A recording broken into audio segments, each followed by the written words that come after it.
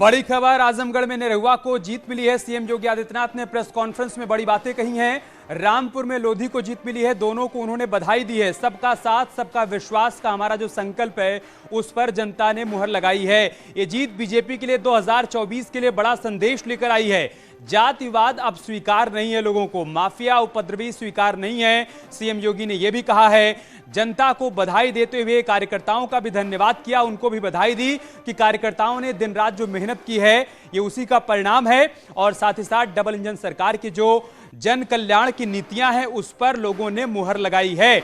एक बड़ा संदेश भी दे गए प्रेस कॉन्फ्रेंस में सीएम योगी आदित्यनाथ की 2024 में उत्तर प्रदेश की 80 लोकसभा सीटों पर भारतीय जनता पार्टी जीत दर्ज करने की दिशा में आगे बढ़ेगी।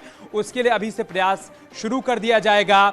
ये दोनों लोकसभा सीटों पर जीत के बाद बड़ा संदेश निकल कर आया है।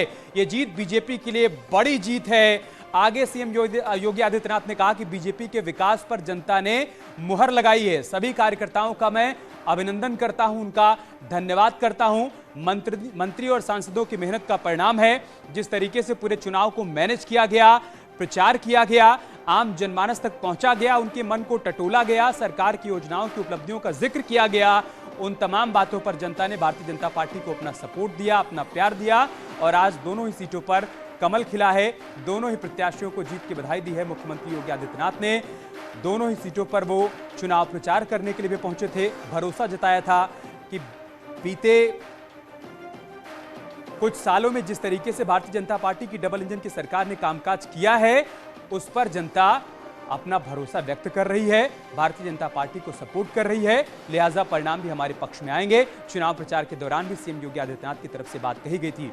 कोरोना काल की चुनौतियों का भी उन्होंने जिक्र किया था कि कैसे हमने हर भारतीय तक वैक्सीन पहुंचाने की कोशिश की। उत्तर प्रदेश की 24 करोड़ की जनता की हिफाजत करना हमारी प्राथमिकता थी। हमने उस दिशा में काम किया। हमने हर घर राशन पहुंचाने की कोशिश की, हर जरूरतमंद के घर में राशन पहुंचाने की कोशिश की और जन कल्याणकारी नीतियों का ही परिणाम है कि आज उत्तर प्रदेश में भारतीय जनता पार्टी को लोगों का प्यार और लोगों का समर्थन मिल रहा है।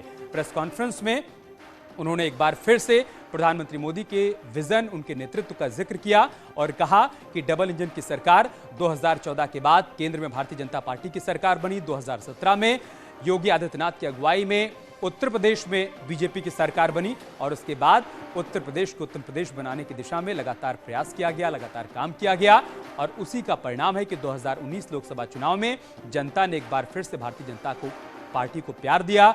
2022 विधानसभा चुनाव में 35 साल बाद इतिहास रचा गया। भारतीय जनता पार्टी वो पार्टी बनी जिसने दोबारा से पूर्ण बहुमत के साथ सरकार बनाई और अब जबकि ठीक 2 महीने बाद इन 2 सीटों पर उपचुनाव हुआ तो एक बार फिर से कमल खिला है। ये बताता है कि उत्तर प्रदेश की जनता भारतीय जनता पार्टी के साथ है, क्योंकि हम सबके साथ, सबके विकास, सबके विश्वास की बात करते हैं। यहाँ जातिवाद की बात नहीं होती है, यहाँ माफियाओं पर कार्रवाई होती है, बुलडोजर चलता है, लॉ एंड ऑर्डर को मेंटेन किया जाता है और उसके बाद जनता वोटों के माध्यम से भारतीय जनता पार्टी को अपना प्यार देती है।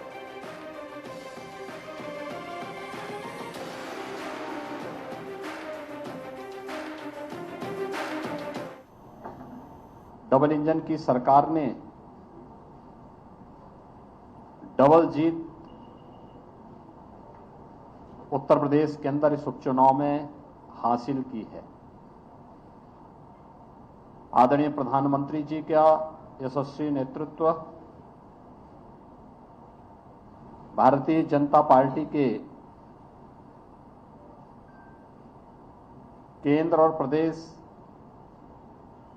नेतृत्व के साथ ही कार्यकर्ताओं का परिश्रम और जनता जनार्दन का आशीर्वाद,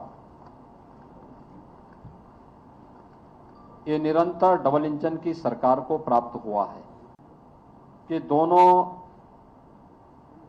चुनौतीपूर्ण लड़ाई को भारतीय जनता पार्टी ने